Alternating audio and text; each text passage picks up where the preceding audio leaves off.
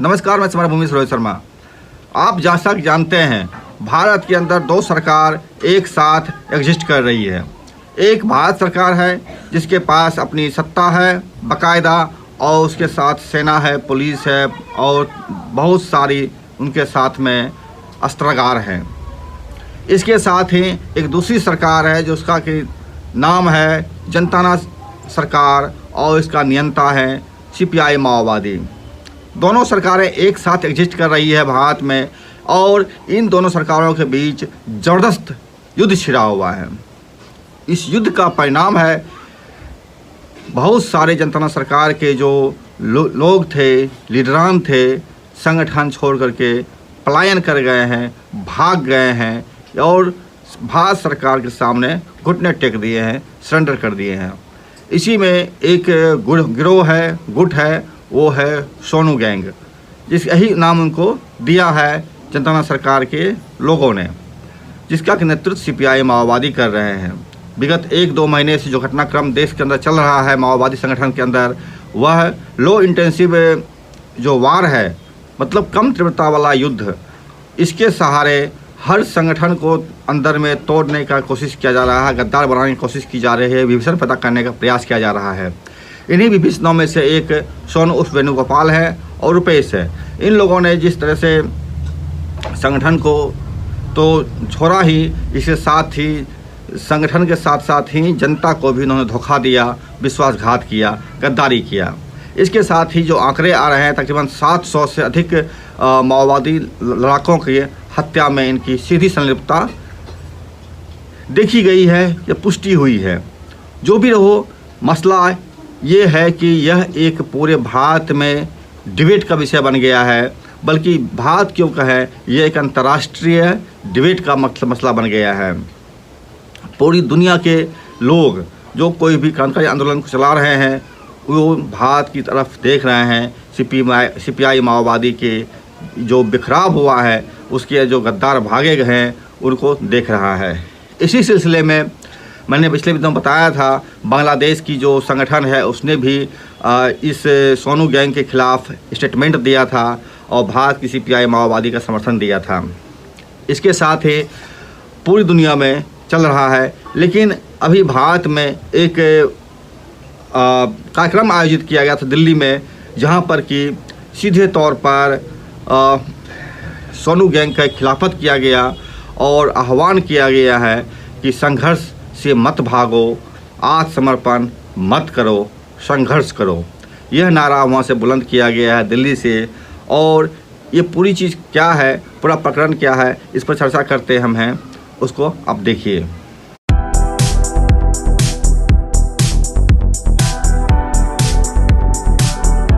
दिल्ली में 3 नवंबर 2025 को FACAM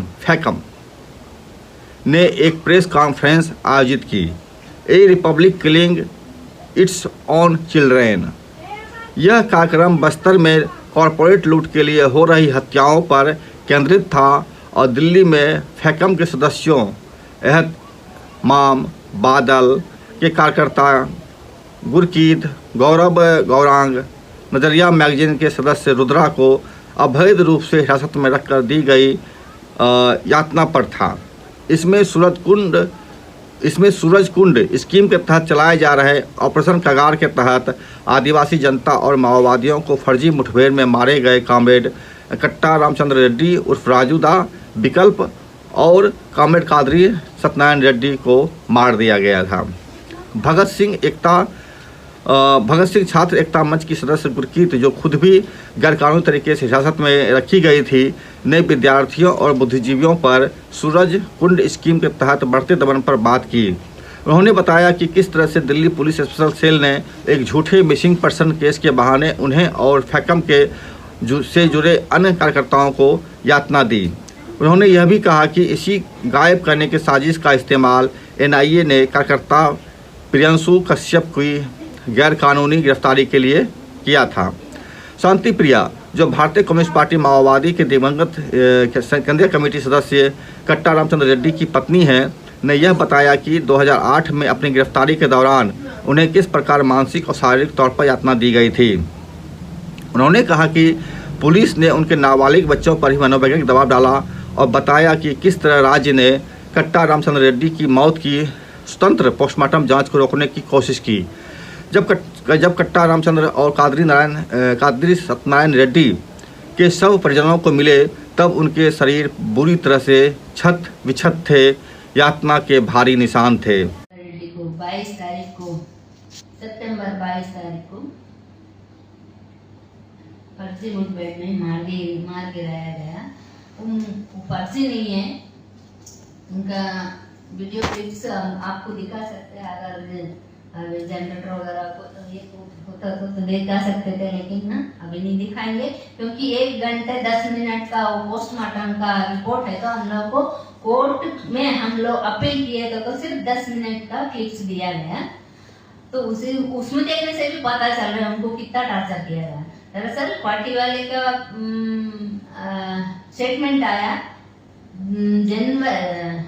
सितंबर 10 तारीख से 10 से 20 के बीच में उन लोगों को पकड़े हैं, दोनों को।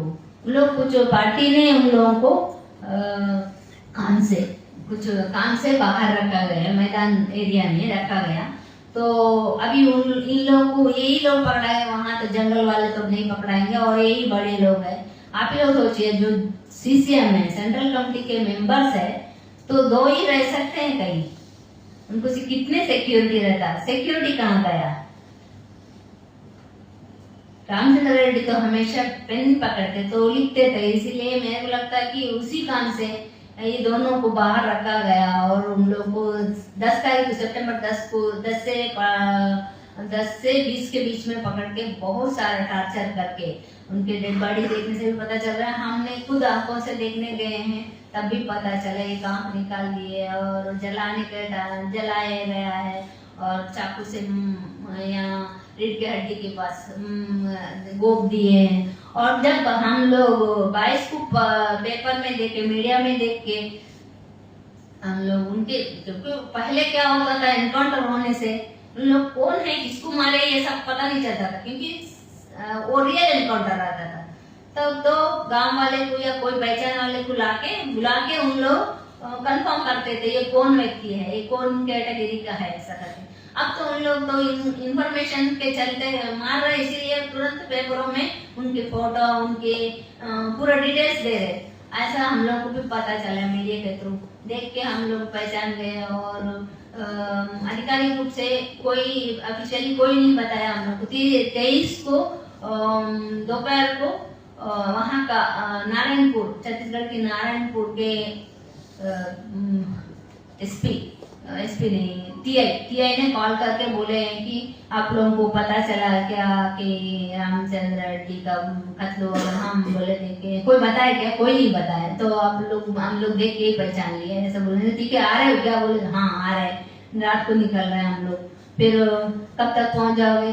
तो लगेगा यहाँ से तो 12-13 घंटा लगेगा, सुबह तक दोपहर तक, कल दोपहर तक पहुंच जाएंगे, मतलब 24 को दोपहर तक पहुंच जाएंगे करके बोले। और रोड के चलते हम लोग 4-5 बजे पहुंचे, तब तक उन लोग पोस्टमार्टम कर चुके। जबकि मेरे बेटा ने हाईकोर्ट तुरंत 22 को पता चलता है, उसी रात प्लेन में चल के जाके बिलासपुर हाईकोर्ट में पिटीशन डाल दिया। और ईमेल के जरिए एसपी और डीजीपी और कलेक्टर और वहाँ का आला अधिकारी जितने भी हैं उन लोगों को ईमेल के जरिए भेज दिया गया कि बॉडी की सुरक्षित रखा जाए। हम लोग आते तक पोस्टमार्टम नहीं करें, स्पष्ट रूप से दिए हैं।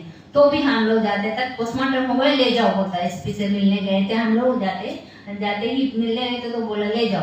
तो हम बोले आप कोर्ट में तो डाले हैं, हम कोर्ट में क्या डिसीजन देते हैं उसके अनुसार हम ले जाएंगे। नहीं आप लोग नहीं ले जाओगे तो यहाँ का प्रिजन सिस्टम अच्छा नहीं है, लेने जाओगे तो हम डिस्पोज करेंगे। डिकम्पोज हो जाएगा, कॉलोनी वाले पूरा चिल्ला रहे तो इसीलिए ले जाना पड़ेगा। तो हम बोले ठीक है, एक बार तो दिखा दीजिए हमको। बोले नहीं ऐसा नहीं दिखा सकते, आप ले जाएंगे बोलने से ही दिखाएंगे। तो हमने कलेक्टर को इधर उधर गुहार लगा के पिटीशन दे के हमने रात को 10 बजे 5 बजे गए थे तो रात को 10 बजे तक घुमाए, इधर कलेक्टरेट का घर, इधर पीएस, ऐसा घूम घूम के हमने वो एक वो लिए हैं, परमिशन लिए सर्विस दिखाए गए तो वो फ्रीजर अच्छा नहीं था, एकदम मतलब वो शो पीस जैसा है, हाँ, कोई ठंडा नहीं है उसमें। तो हमने यही बात उनने खुद भी बोले हैं एसपी कि इसमें फ्रिज सिस्टम अच्छा नहीं है, सही बात था वो। तो वही बात आके हमने बोल दिए तो बोलते हैं नहीं ऐसा है इसीलिए तो हमने ले जाने बोल रहे हैं, नहीं तो वरना हम डिस्पोज करेंगे। फिर हम देखे थे तो पूरा इतना सारा आम निकाल लिए, और वैसे हम टोटल बॉडी दिखाने के लिए हम पिटीशन में लिखे थे तो उन्हें सिर्फ चेहरा दिखाए, हमने थोड़ा सा वो कवर को थोड़ा अलग इधर करके देखे से तो रेडी कार्डी के पास चाकू से घोपना, जलाना छाती के ऊपर, ये दिखाया, एक भी बुलेट का निशान नहीं था। और जब हमने कोर्ट में पिटीशन डाल के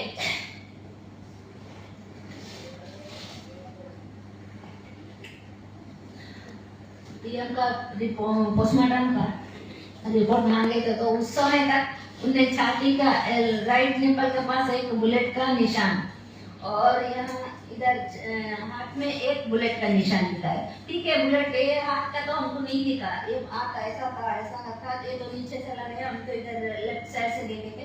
वैसा तो हम परिवार वाले 6 जन गए थे, ठीक है, मेरे को आम नहीं दिखा, ठीक है, मैं 60 साल की हूँ तो मेरे को नहीं दिखा, मानती हूँ मैं, ये जज के कहना है, इसीलिए बोलना पड़ रहा है मेरे को।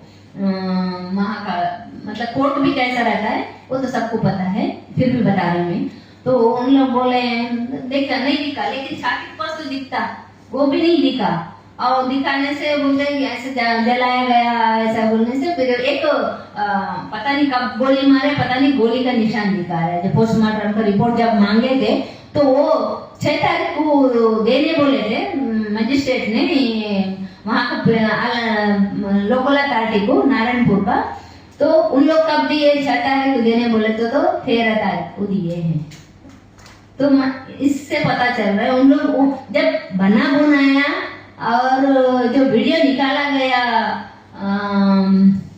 क्लिप्स देने के लिए इतना दिन कैसा रहा, कोर्ट में नहीं पूछेगा, लेकिन ये हम बोले थे तो ऐसा टॉर्चर करके मारा गया। जब बोले थे तो बोलते हैं क्या कौन देखे, हाँ ये तो यहाँ है ना, पिटिशनर तो यहाँ है, तो पिटिशनर देखना चाहिए। किसने देखे तो उनकी पत्नी ने देखे, क्या वो एक्सपर्ट है क्या, जज के कहना है, तो वो का एक्सपर्ट है क्या? इन लोग अनुमान लगा रहे हैं, इन लोगों का कोई प्रूफ नहीं है, इनको पास कोई प्रूफ नहीं है। तो प्रूफ रहता जब हमको मोबाइल ले जाके फोटो खींचने देते तब तो प्रूफ रहता। तो वो हमारे मोबाइल सबका 6 जन गए थे तो 6 जनों को जब्त किया गया, जब तक वो देखते तक। तो हम जो देखे वही बताएंगे ना, एक्सपर्ट है क्या, वो कैसे बता सकते? कोई किसी को भी एक्सीडेंट में मर गई तो एक्सीडेंट नहीं है, एनकाउंटर बोलेंगे तो हम मान लेंगे? ऐसा सिल्ली क्वेश्चंस, इतने कोर्ट भी ऐसे सिल्ली क्वेश्चंस, उधर गवर्नमेंट भी ऐसे साजिश रचा गया। मतलब यही नहीं है, जो आदिवासियों को भी हजारों सैकड़ों आदिवासियों को मार गिरा के उनको पोस्टमार्टम देखेंगे तो आप लोगों को लगता है जैसे हम मुर्गी को भी इतना बेरहमी से नहीं काटते, जानवरों को भी इतना नहीं काटते, हमने पशु पक्षी को इतना नहीं काटते, इतना बेरहमी से पोस्टमार्टम किया गया है। और फिर वही बात हम रखे थे तो वो मानने के तैयार नहीं है। आखिर में उनके ये बात हमने ये फर्जी करके बोलने से आप लोगों से ये 18 सालों से अलग है, अलग अपने एडवोकेट पूछने से बता, इन लोगों से 18 साल से अलग है। वो कितना क्राइम्स किए होंगे, उनका क्राइम रिकॉर्ड निकाल के ले आओ।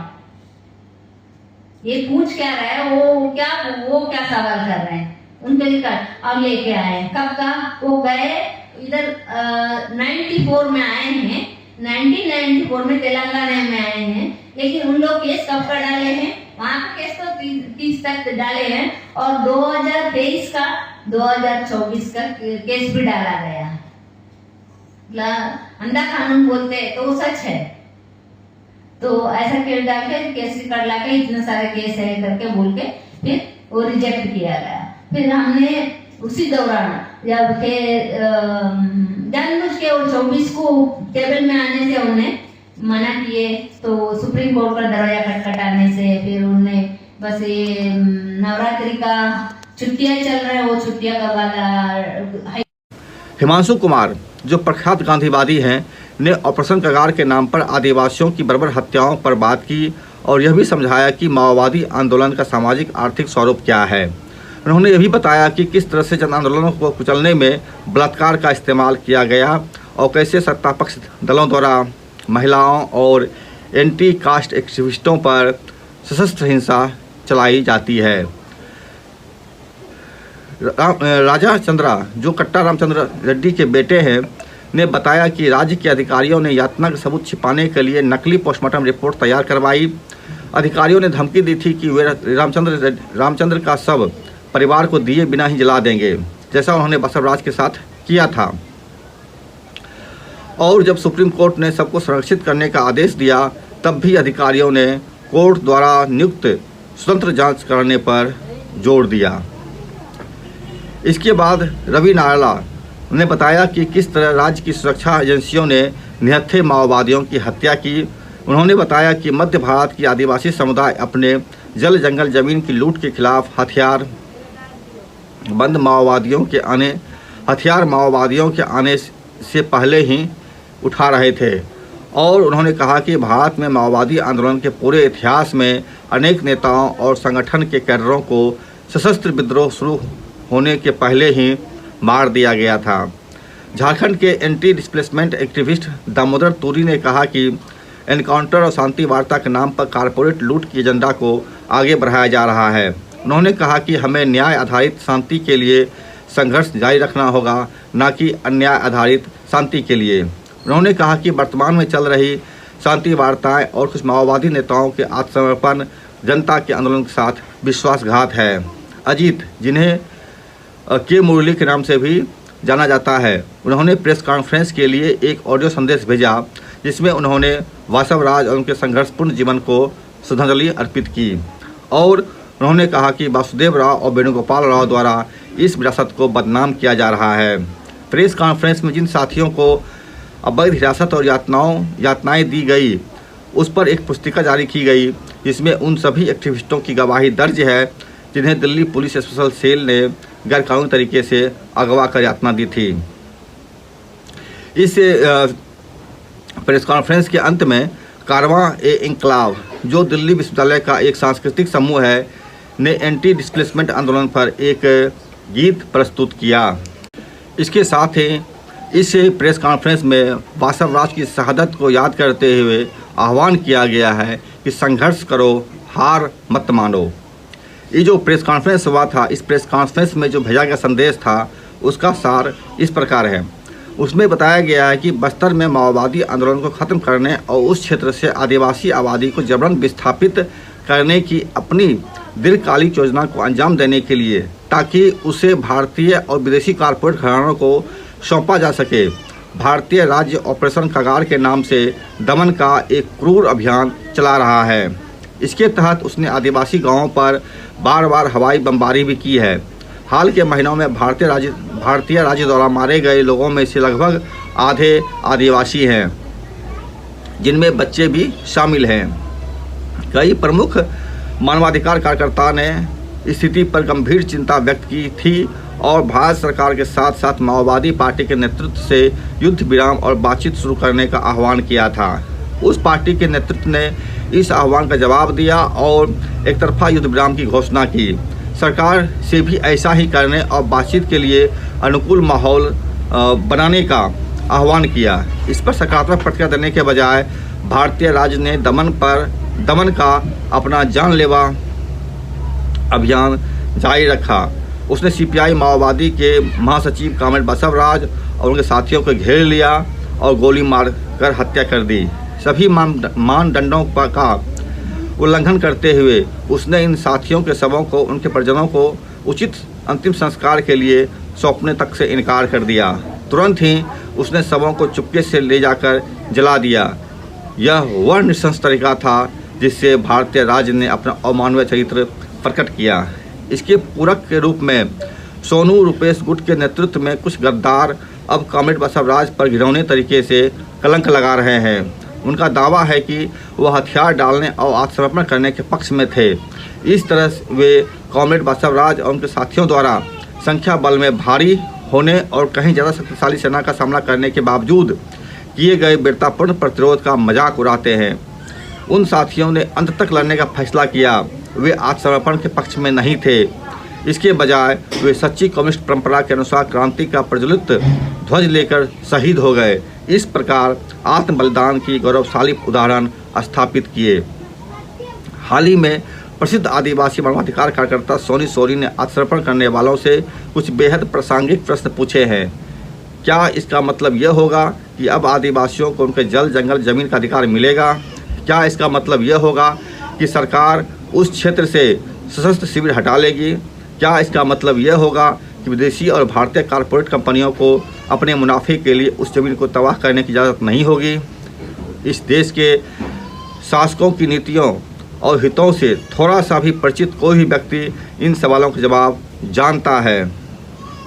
ऐसा कुछ नहीं होने वाला है, बल्कि उस क्षेत्र की लूट और तेज होने वाली है। इसके लिए उत्पीड़ित और उनके समर्थकों को आत्मसमर्पण की नहीं बल्कि संघर्ष की ज़रूरत है। इसके लिए कॉमरेड बसवराज जैसे महान शहीदों की गौरवशाली परंपरा को कायम रखने की ज़रूरत है। यह एक संदेश दिया गया था इस प्रेस कॉन्फ्रेंस के माध्यम से। इस प्रेस कॉन्फ्रेंस ने जिस चीज़ को स्थापित किया और उसने वास्तव में बसवराज पे जो कलंक लगा रहे हैं सोनू और रुपेश गैंग की, बसवराज आत्मसमर्पण के पक्षधर थे, हथियार रखने के पक्षधर थे। अगर ऐसा होता तो लड़ाई लड़ते ही क्यों, सीधे सीधे वो सरेंडर कर देते और आज वो जीवित होते, जैसे सोनू गैंग जीवित है, रुपेश गैंग जीवित है। लेकिन इसके विपरीत बसवराज जो सीपीआई माओवादी के महासचिव थे, उन्होंने तय किया कि लड़ेंगे और आत्मसमर्पण कभी भी किसी भी हालत में नहीं करेंगे, हथियार नहीं डालेंगे। ये एक महत्वपूर्ण फैक्ट था जिसने कि सोनू गैंग के तमाम झूठे प्रलापों का चिथड़ा बिखेर देता है। देखना होगा कि इस जो संदेश है, ये संदेश किस तरीके से जो लगातार एक दो करके आत्मसमर्पण कर रहे हैं सोनू गैंग के प्रभाव में आकर के, उन लोगों पर क्या इसका प्रभाव पड़ेगा और सोनू गैंग किस तरह से इस पत्र का, इस संदेश का जवाब देता है। ये एक पूरी भारत की जो कम्युनिस्ट पार्टी के माओवादी के तहत जो कुछ घटनाएं घटी है, इस पर पूरी दुनिया की निगाह है। पूरी दुनिया के कम्युनिस्ट क्रांतिकारी बारीकी से इसका विश्लेषण कर रहे हैं, इस पर अपना दृष्टिपात कर रहे हैं। सोनू गैंग को दुनिया भर में लानत मनानत किया जा रहा है और बताया जा रहा है कि एक दशक के, मतलब एक शताब्दी के इतिहास में, मतलब 100 साल के इतिहास में सबसे बड़े गद्दार के तौर पर सोनू उर्फ वेणुगोपाल उभर के सामने आए हैं। और उन्होंने अपने जो क्रांतिकारी उनका पृष्ठभूमि रहा था उसको भी उन्होंने कलंकित किया है और जनता को उन्होंने धोखा दिया है। यह प्रेस कॉन्फ्रेंस काफ़ी महत्वपूर्ण था इन सवालों को लेकर, क्योंकि सवाल यह भी है कि अगर आप सशस्त्र संघर्ष नहीं कर पाते हैं तो आखिर इस देश में संघर्ष करने के कौन से रास्ते बच जाते हैं। क्योंकि आप धरना भी नहीं दे सकते। अगर धरना देते हैं तो सोना वांगचुक के साथियों को जिस तरह से गोली मारा गया है, सीधे सर को उड़ा दिया गोली मारकर, वो भी दिखाता है कि आप इस देश में शांतिपूर्ण आंदोलन भी अब नहीं कर सकते हैं। सत्ता के किसी से भी किसी तरह का सवाल नहीं पूछ सकते हैं।